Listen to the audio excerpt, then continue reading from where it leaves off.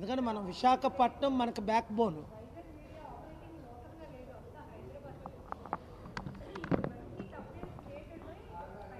అది ప్రాబ్లము. మన మధ్య ఉన్న రిలేషను చాలా బాగుంది, కానీ ఓనర్స్ ఏమో వాళ్ళు అక్కడ వాళ్ళు.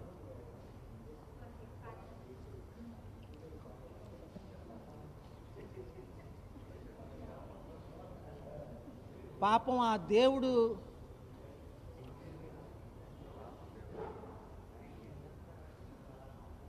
ఆ పీటీఐ ఆయన నెంబర్ తీసుకో మమత. అంటే అంటే అంటే చంద్రబాబు నాయుడు గారిది అయిపోగానే ఏబిఎన్, TV5, ఎన్టీవీ, ఈ చౌదరీస్ అందరూ మన లైవ్లు ఇస్తారంటున్నారు. మీరు కనుక్కోండి మీ బ్యూరో చీఫ్ని, ఆ మహా న్యూస్.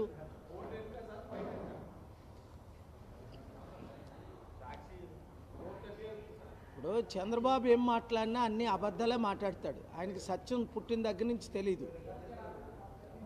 రాజకీయ నాయకులు అందరూ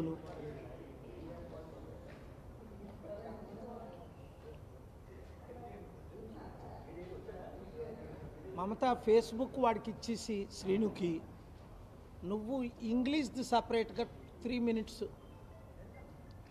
కానీ వీడియో ముఖ్యం. ఫేస్బుక్ పర్వాలేదు, ఫేస్బుక్ నుంచి తీసుకోరు. కరెక్ట్గా నిన్న ఫస్ట్ 10 seconds నేను స్టార్ట్ అనగానే చేసేసాయి. ఇంగ్లీష్ అయిపోగానే తెలుగులోకి జంప్ చేయాలి. వాళ్ళు చాలా ఇంపార్టెంట్ ప్రెస్ మీట్. ఇది గ్లోబల్ డెమోక్రసీ కంట్రీస్ అన్నిటికి వెళ్ళిపోద్ది నైట్ నాది. ఇప్పుడు వస్తుందా? Very good.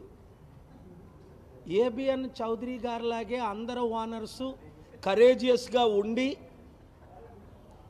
లైవ్లు ఇమ్మని కోరుతున్నాను. లేదా దేశం మునిగిపోయిన తర్వాత మీరు ఇస్తారు, ఆ మునిగిపోయింది చూపిస్తారు. అప్పుడు నేను దేశాన్ని కాపాడడానికి వచ్చాను.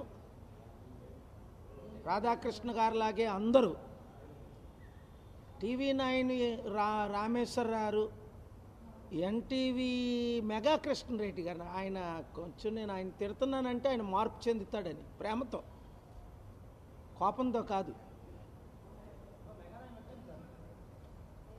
వచ్చింది కానీ లైవ్లు ఇవ్వట్లే. మరలా నేను కేసులు వేస్తే బాగోదు. ఇప్పుడు రామేశ్వరం గారి మీద కేసులు వేసాను అనుకో, మై హోమ్ ఒక 20% లాస్ అయిపోద్ది. TV9 ఆయనదే, 10 TV ఆయనదే.